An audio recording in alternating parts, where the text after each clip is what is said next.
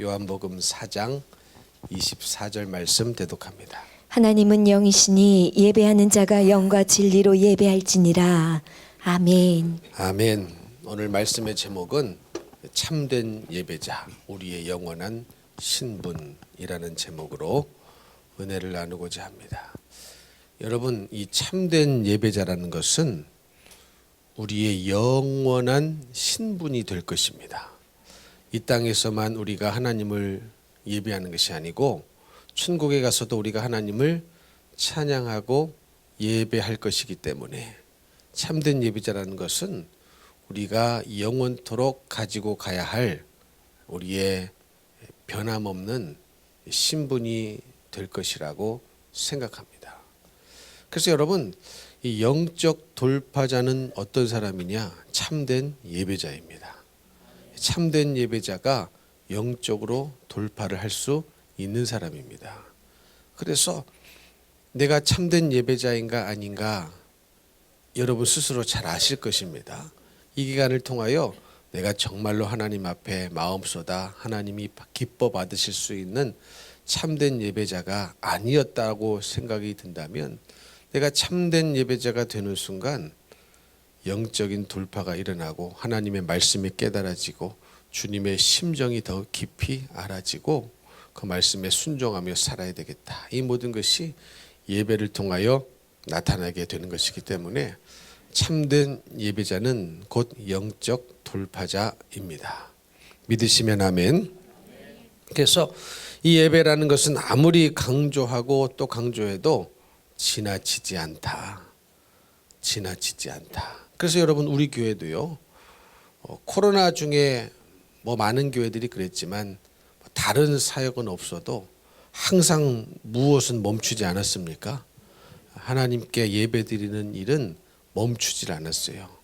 성전 예배도 멈추지 않았고 계속해서 예배만큼은 목숨 걸고 지키고 드리고 사수했던 이유는 가장 중요한 것은 예배고 결국 영적 돌파는 예배 시간을 통하여 일어날 수 있기 때문에 그토록 예배 시간이 소중한 것입니다. 오늘 낮 예배 시간에도 말씀을 드렸죠. 우리 하나님께서 엘리야를 통하여 불을 내려주셨어요. 불을 내려주셨는데 엘리야에게 하나님께서 불을 내려주시기까지 엘리야가 먼저 한 일이 있었죠. 그 일이 무엇이었습니까? 무너진 제단을 수축하는 일이었습니다. 무너진 제단을 수축하고 하나님께 기도드렸더니 하늘에서 불이 내렸어요. 그러니까 하늘에서 불이 내렸다는 것은 하나님의 응답이 왔다는 것이죠.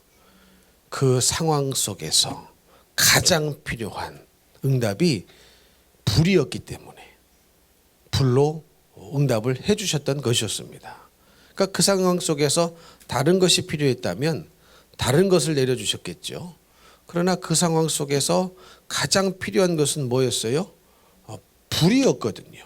왜냐하면 바알의 선지자와 불이 내리느냐 안 내리느냐 이것을 가지고 누가 참신이냐 이거 대결을 하고 있었기 때문에 불이 그 당시에는 그때에는 정확한 하나님의 응답이었죠. 그러면 이 불의 응답을 받기 전에 먼저 엘리야는 무너진 제단을 수축한 것인데 이 무너진 제단을 수축했다라고 했을 때에 이 수축했다라는 단어가 무슨 단어라고 그랬습니까? 라파라는 단어였죠. 라파라는 단어 많이 들어보셨죠? 여호와 라파, 치유하시는 하나님. 그러니까 이 불의 응답을 받음으로 말미암아 이스라엘 백성들의 마음이 치유가 된 거예요. 어떻게 치유가 됐습니까? 머뭇머뭇거리다가 바알과 하나님 사이에서 머뭇머뭇거리는 그 마음이 있었는데 불이 내림으로 말미암아 여호와가 하나님이시구나. 그들의 기억이 치료가 되고 그들의 마음이 치료가 되고 그들의 생각이 치료를 받았어요. 그리고 백성들의 마음을 하나님께로 되돌이켜지는 역사가 불의 응답을 통해서 일어났습니다. 그러니까 불의 응답을 통해서 이들이 받은 그 응답은 뭐냐? 백성들의 마음의 치유가 일어난 거예요. 그러면 백성들의 마음의 치유라는 응답이 있기 전에 먼저 무엇을 치유해야 합니까? 무너진 제단을 치유해야 됩니다. 무너진 예배를 우리가 먼저 치유해야 된다는 거예요. 고쳐야 된다는 겁니다. 여러분, 이것을 우리가 살아가는 이 인생에 적용해 보자면 여러분에게도 무슨 기도의 제목이 있죠. 육신의 치유라든가 마음의 치유라든가 무엇이든지 간에 그런 응답에 하나님으로부터 치유의 응답을 받기 위한다면 우리는 먼저 무엇을 치유해야 됩니까? 여러분의 예배를 치유해야 됩니다. 여러분의 예배를 고쳐야 된다는 거예요. 내가 하나님 앞에 무너진 예배를 치유할 때 응답으로 하나님은 우리의 육신의 치유를 해주시고 우리의 마음의 치유도 해주시고 우리의 모든 일을 치유하시고 회복하시는 일이 내가 먼저 무너진 제단을 무너진 예배를 치유하고 고칠 때에 일어나게 된다라는 것입니다. 그래서 불의 응답은 그냥 떨어진 것이 아니고 먼저 하나님 앞에 무너졌던 예배를 바로잡고 바로 세우고 온전한 예배 온전한 마음으로 하나님 앞에 기도를 올려드렸을 때에 불의 응답을 받을 수 있었다라는 것입니다. 그래서 예배는 소중한 거예요. 중요한 거예요. 불의 응답을 받을 수 있는 길도 예배를 통해서 일어났었다는 것입니다. 자, 오늘 본문 말씀에 보니까 하나님은 영이시니 예배하는 자가 어떻게 예배하라고 합니까? 영과 진리로 예배를 하라 이렇게 말씀하셨어요. 영과 진리로 예배를 하라. 그러면 이 영은 또 이 하나님의 성령은 요한복음 14장에 보니까 성령은 진리의 영이다 이렇게 써 있습니다.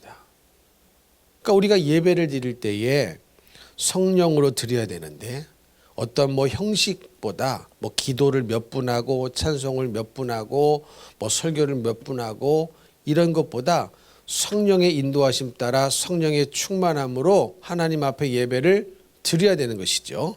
그런데 이 또 성령은 무슨 영입니까?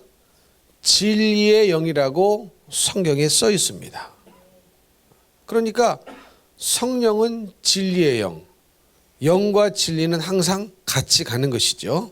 그렇기 때문에 내가 정말로 영과 진리로 예배를 드리는 자다 아니냐, 그런 자냐 아니냐 어떻게 알 수 있어요? 어떻게? 이것은 그냥 일시적인 감정적인 현상만으로는 정확하게 알 수가 없습니다. 없어요. 어떻게 할 수 있느냐? 정말로 그의 삶 속에 진리의 열매를 맺혔느냐? 정말로 진리를 붙잡고 사느냐? 그랬다면 그 사람은 영과 진리로 예배를 드린 사람입니다.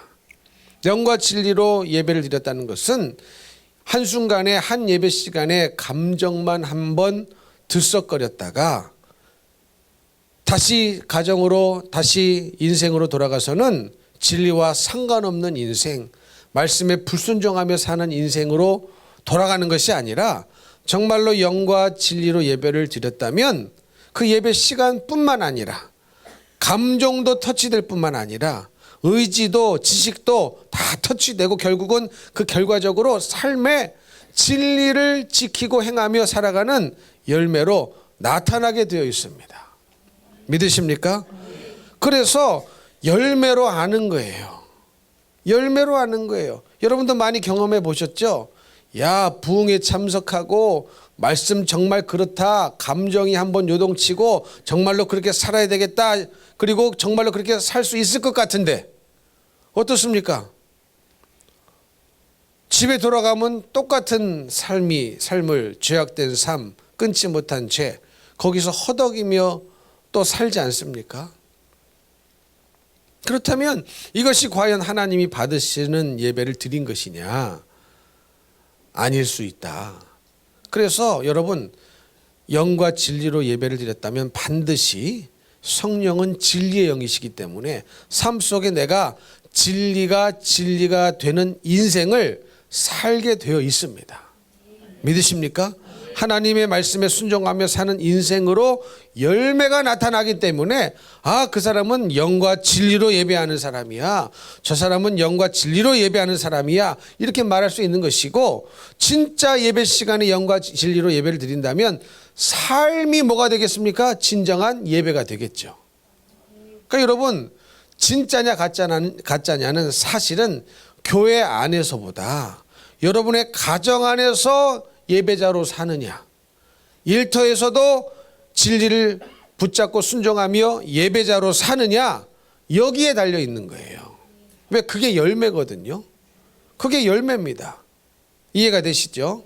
근데 예배는 예배 시간에 막 찬양할 때 막 눈물을 흘리고 콧물을 흘리고, 그것도 성령의 임재하셨기 때문에, 성령께서 임재하셨기 때문에 그럴 수 있어요. 그러나 예배 마치고 집에 돌아가서는 막 집에서 뭐 욕을 한다든가, 막 짐승 이름 대면서 뭐 도그니 카우니 뭐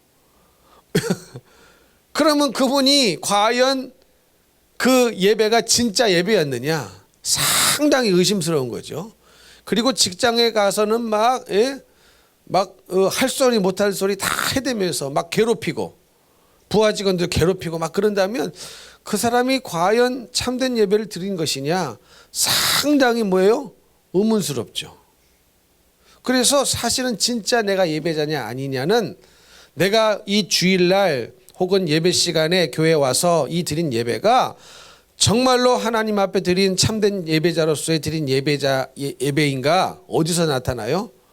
여러분의 가정에서 나타나고 여러분의 일터에서 나타납니다. 그래서 영과 진리로 예배하라고 하신 것이고, 내가 영으로 예배드렸다면, 진리로 예배드렸다면 반드시 성령은 진리의 영이시기 때문에 나의 삶 속에서 진리가 되는, 하나님의 말씀에 순종하는 삶의 열매가 반드시 나타나게 되어 있습니다. 이해가 되시죠? 얼마 전에 어떤 분이 저에게 어떤 찬양팀의 영상을 보내주시면서 이렇게 물어봤어요. 그분이 다른 어떤 분에게 이 찬양팀이 영성이 있다는 얘기를 듣고 저에게 이 점검을 좀 해달라 해서 그 영상을, 그 찬양팀이 찬양하는 영상을 보내준 거였어요. 그래서 제가 영상을 봤어요. 영상을 봤는데 뭐 음악적으로 훌륭합니다. 분위기적으로 훌륭해요. 표현되어지는, 물론 그 영상 자체만을 보고 하나님의 성령이 임재하시는가 아니냐 어느 정도는 알 수 있지만, 여러분 그런 것이요, 음악적인 실력으로도 속을 수도 있고요. 이해가 되십니까?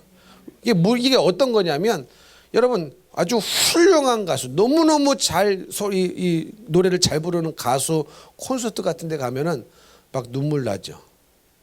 무슨 말씀인지 이해가 되시죠?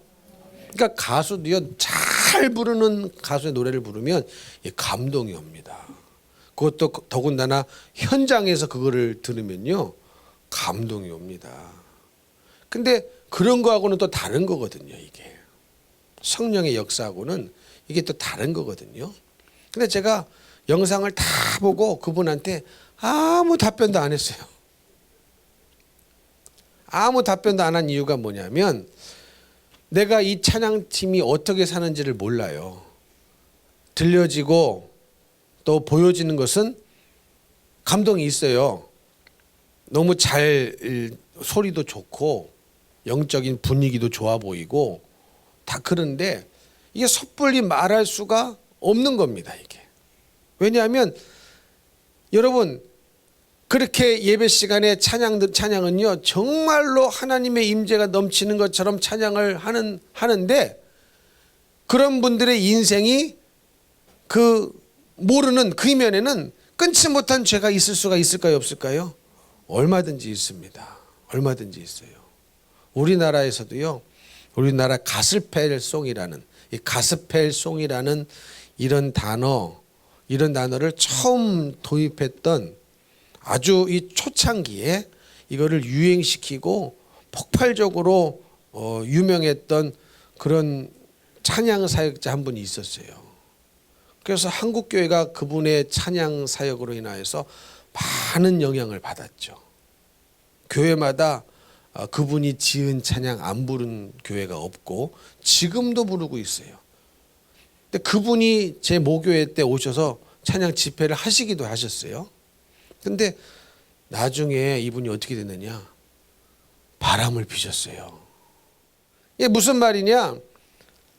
그러니까 찬양 인도를, 그러니까 바람을 피면서 찬양 인도를 이렇게 열심히 하고 다니신 거죠. 그럴 수가 있다는 거예요. 그러면 또 그 현장에서 은혜 받는 사람이 은혜 받는 건지 정말 은혜 받는 척을 하는 건지는 모르겠지만 그런 분들이 있어요, 없어요? 있다는 겁니다. 있다는 거예요. 그래서 여러분, 이 무대에서 보여지는 거 이걸로는 섣불리 판단할 수가 있어요, 없어요? 없습니다. 속기가 쉬워요. 속기가 쉬워요. 뭐 그러면 그분뿐이겠습니까? 찬양팀 반주자, 어떤 반주자는 반주하면서 여러 남자 사귀고 동침하고 이런 일도 있을 수 있어요. 이런 일도 있어요. 이해가 되십니까? 어떤 찬양팀 단원은 찬양하면서 해서는 안 될 짓 하고 또 찬양팀에 쓰고 이런 일이 있을 수 있어요? 얼마든지 있을 수 있습니다. 그러니 여러분, 영과 진리로 예배한다는 것은 그냥 그 무대에, 우리가 교회라는 것이 무대라고 생각했을 때에 저는 좀 높은 무대에 있고 여러분은 좀 낮은 무대에 있으신 거예요. 저는 서 있는 무대, 여러분은 앉아 계신 무대. 이해가 되십니까? 이 교회를 하나의 이 무대라고 생각했을 때에 이 교회라는 이곳을, 이 현장을 예배를 드리고 이제 떠나실 것 아니겠습니까? 집에로 돌아가시고 또 일터로 가시고 또 학생들은 학교로 갈 겁니다. 그러면 정말로 이 예배가 하나님이 받으시는 영과 진리로 드려진 예배라고 한다면 성령은 진리의 영이시고 성령은 거룩의 영이시기 때문에 반드시 우리의 삶의 현장에서 진리가, 하나님의 말씀이 진리가 내 안에서 진리가 되는 것으로 반드시 나타나야 합니다. 그랬을 때 우리가 영과 진리로 예배하는 하나님이 찾으시는 참된 예배자라는 거죠. 여러분, 뭐라고 써 있습니까? 그 전에 아버지께서 참되게 예배하는 자들은 영과 진리로 예배할 때가 오나니 곧 이때라. 아버지께서는 자기에게 이렇게 예배하는 자를 찾으신다고 그랬어요. 그렇죠? 그러면 아버지 하나님께서 찾으시는 그 예배자가 예배 자리에 있을 때는 거룩한데 가정이나 세상으로 돌아갈 때는 안 거룩해. 그럼 그런 분을 찾는다는 겁니까? 그런 예배자를 말하시는 거예요? 전혀 아니겠죠. 이해가 되시죠? 하나님이 그런 예배자를 찾으실 리가 없어요. 하나님은 반드시 자기에게 이렇게 예배하는 자를 찾으신다고 했는데 무대에서는 거룩한 척 하는데 무대를 떠나는 순간 진리로 살지 않아. 거룩하게 살지 않아. 그러면 그 사람이 하나님이 찾으시는 예배자인가? 그렇습니까? 예, 아닌 거예요. 아닌 겁니다. 이해가 되시죠? 여러분 모두가 다 예배자입니다. 뭐 찬양팀도 예배자지만, 그래서 그 영상을 보고 제가 쉽게 말을 못 하겠더라고요. 내가 그 팀을 몰라. 그 리더도 모르고 그 팀에 구성하는 청년들도 내가 개인적으로 모르고 처음 보는 팀이었어요. 세상에나 처음 보는 팀이었기 때문에 이게 보여지는, 영상으로 보여지는 모습은 그럴듯한데 내가 말을 할 수가 없겠더라고요. 아, 이 팀이 영성이 있습니다. 없습니다. 어느 정도 뭐 그 현장에서 느껴지는 것은 있지만 뭐라고 단정해서 말하기가 참 어렵다, 이런 것입니다. 근데 왜냐? 하나님이 찾으시는 예배자는 그런 이중성을 가진 예배자가 아닌 거거든요. 이해가 되십니까? 그래서 영과 진리로 예배를 하라는 거예요. 영과 진리로. 그러니까 영과 진리로 이게 하나입니다.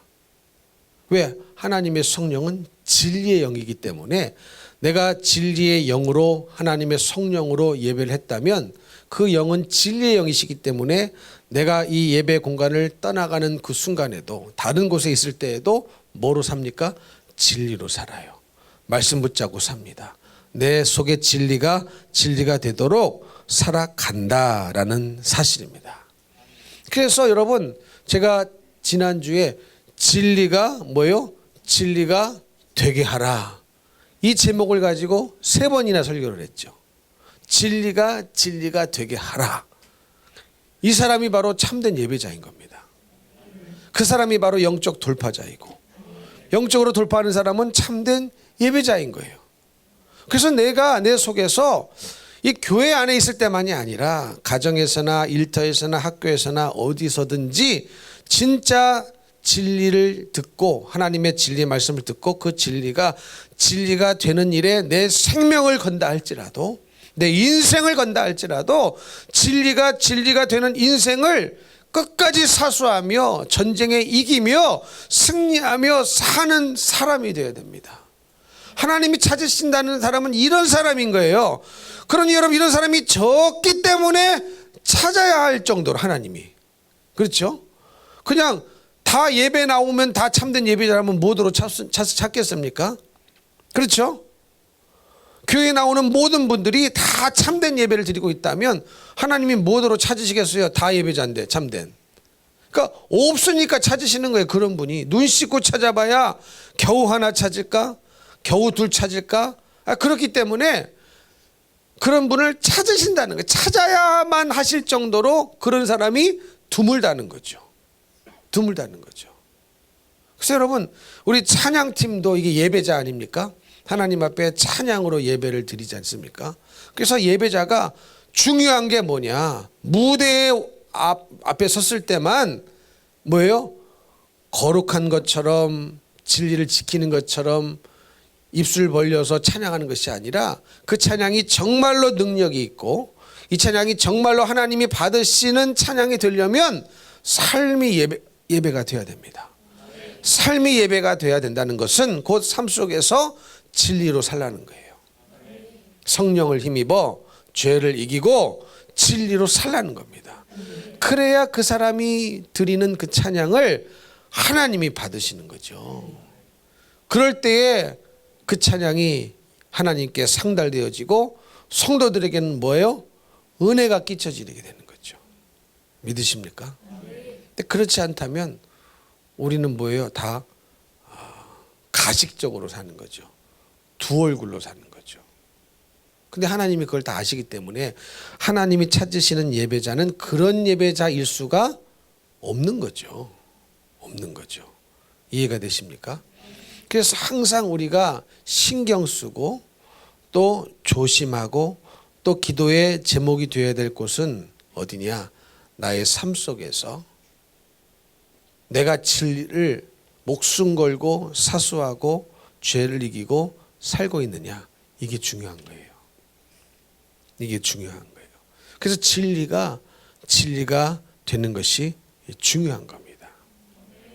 믿으십니까?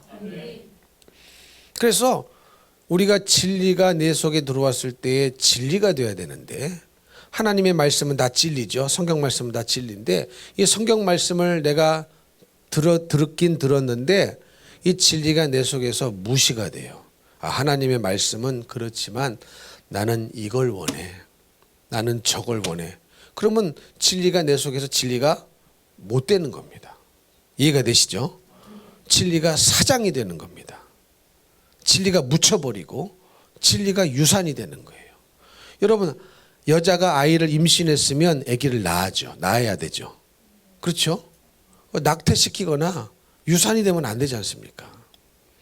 이렇게 진리가 내 안에 잉태가 됐으면 진리로 살아야죠. 그 진리를 낳아야 되죠. 진리가 진리되게 해야죠. 이것이 우리 안에 항상 있어져야 우리가 하나님 앞에 참된 예배자가 되고 그런 삶을 살면 살수록 영적인 세계에 훨씬 깊이 들어가게 됩니다. 이해가 되시죠?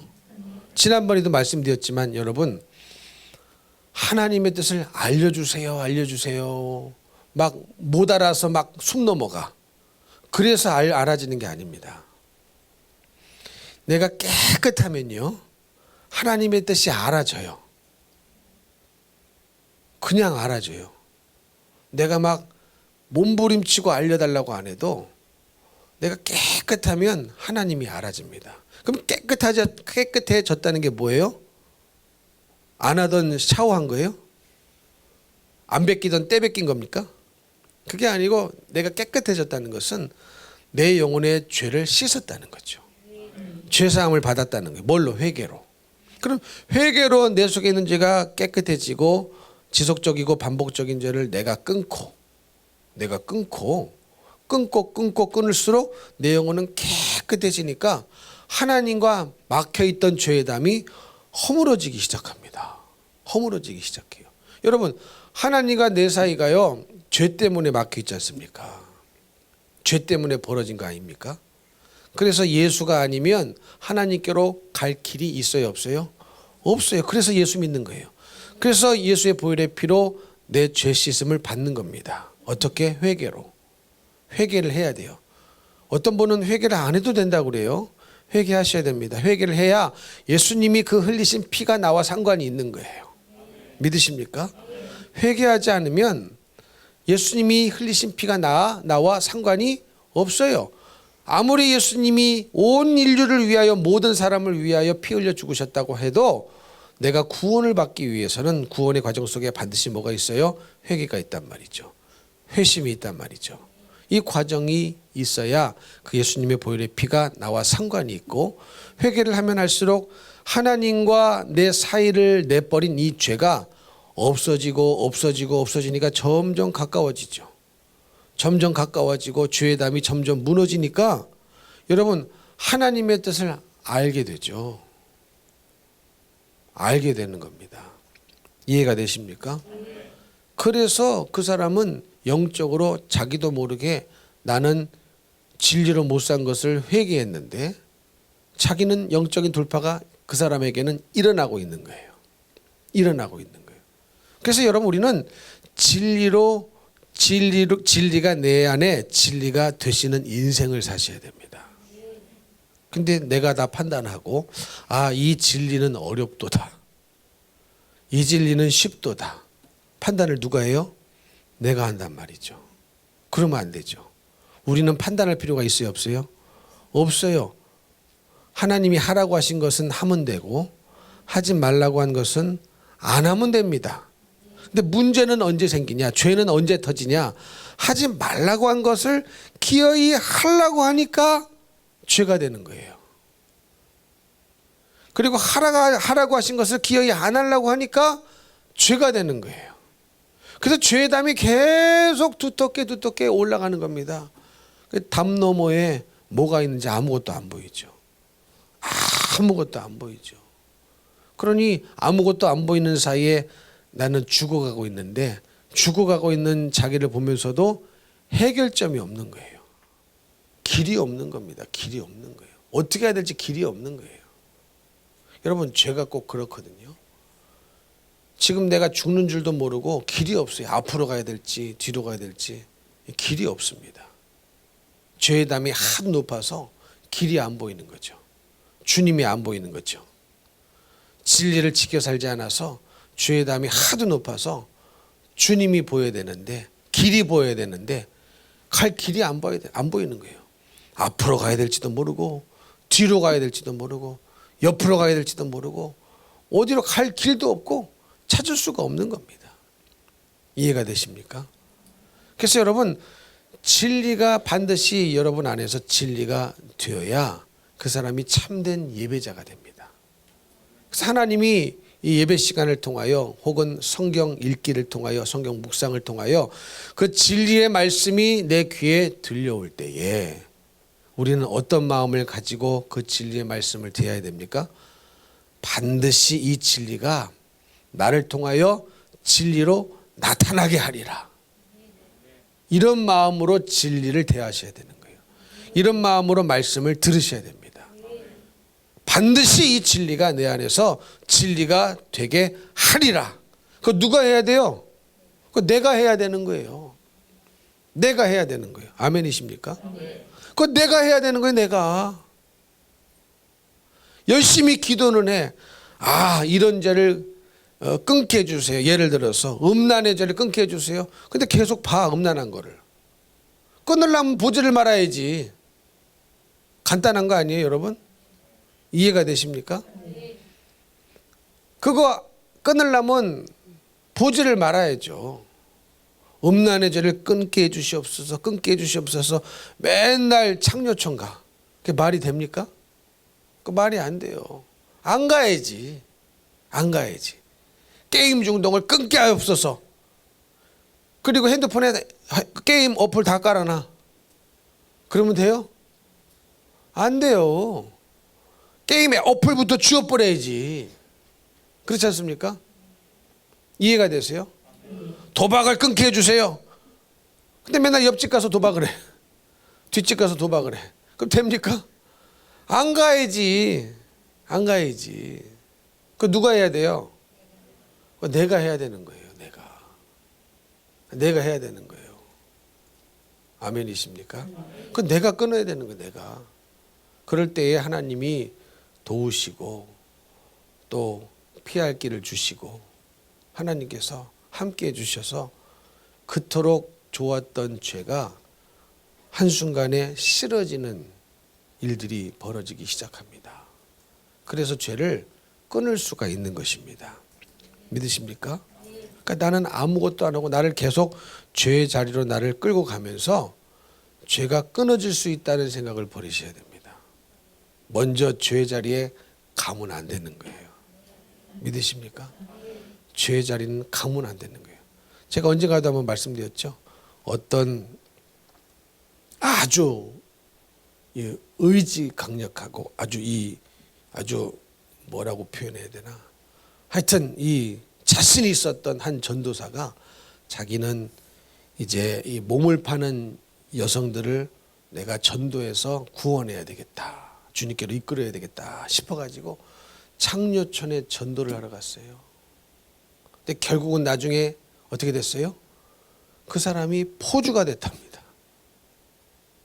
여러분, 그러니까 죄는 이렇게 강력한 거예요. 강력한 거예요.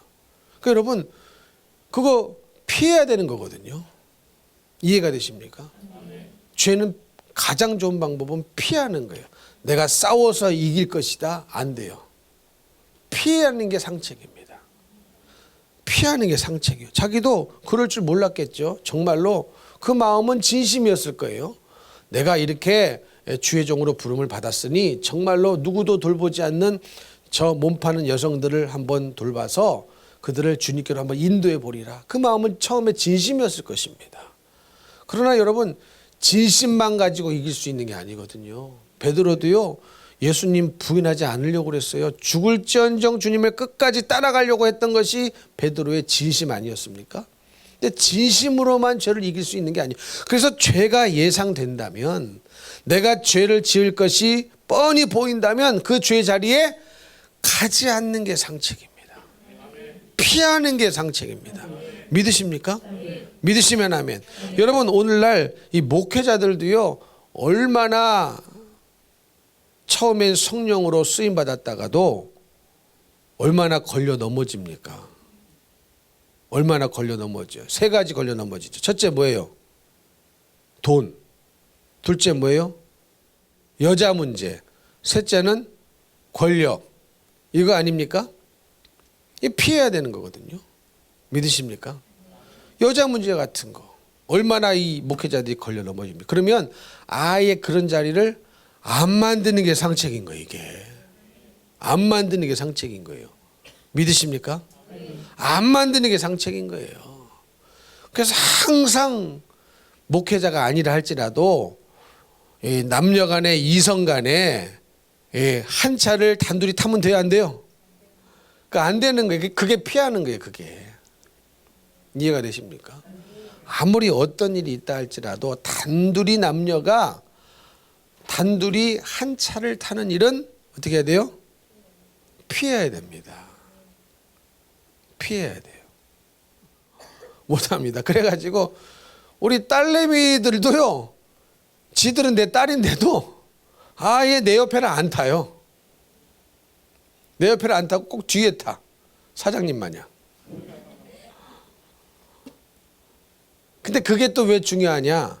그러니까 나는 내 딸인 줄 알잖아. 그렇죠? 근데 예를 들어서 모르는 사람이 우리 교인 아닌, 여러분들도 제 딸 얼굴은 다 아시죠? 혹시 쌍둥이 구별은 하십니까? 이제쯤이면 구별하셔야 되겠죠? 예. 퀴즈를 한번 내야 되겠네. 둘이 한번 서봐라 한 다음에 구별해 보라고. 근데 우리는 아는데 이제 모르는 사람이, 저는 알아. 내가 목사라는 건 알아. 근데 옆에 웬 젊은 여자애가 타고 있어. 그러면 이게 또 저게 누군가 알지도 못하고 또 막 참소하고 이제 이런 일도 있을 수 있겠습니까? 없겠습니까? 아, 있는 거예요. 이게 있는 거예요. 그래서 딸이라 할지라도 알아서 제 옆에 안 탑니다. 안 타고 이제 사람 많이 타고 어쩔 수 없이 자리가 없을 때는 거기 타지만 단둘이 갈 때는 항상 뒤에 타요. 근데 이게 이렇게 철저하게 지키지 않으면요, 여러분 목회자도 넘어져요. 그런 거 우리 너무 많이 보지 않으셨습니까? 그렇지 않습니까?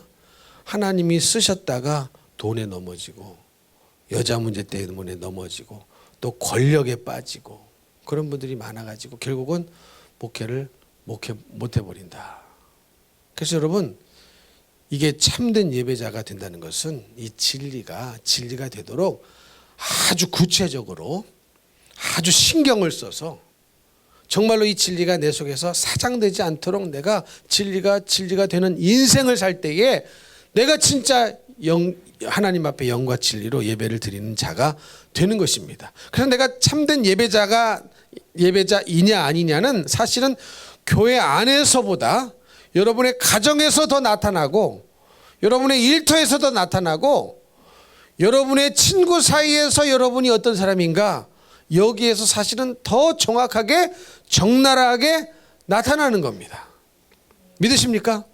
막 교회 오셨을 때는 이제 지금은 중식이 없으니까, 옛날에는 다 중식 드셨잖아요. 국수도 잡수시고 밥도 잡수시고 아주 중식 드실 때 아주 그냥 기도하셨는데 일터에 가고서는 배고파 빨리 갖고 와. 그러면 이거 뭐 가짜인 거지. 뭐 감사도 없고 기도도 없고 그렇다면 뭐 가짜인 거죠. 그래서 어떤 분이 그랬다지 않습니까? 그 직장 동료가 그분하고 같이 그 직장에 다닌 지가 10년이 넘었는데 그분이 교회 다니는 사람인 줄 몰랐대.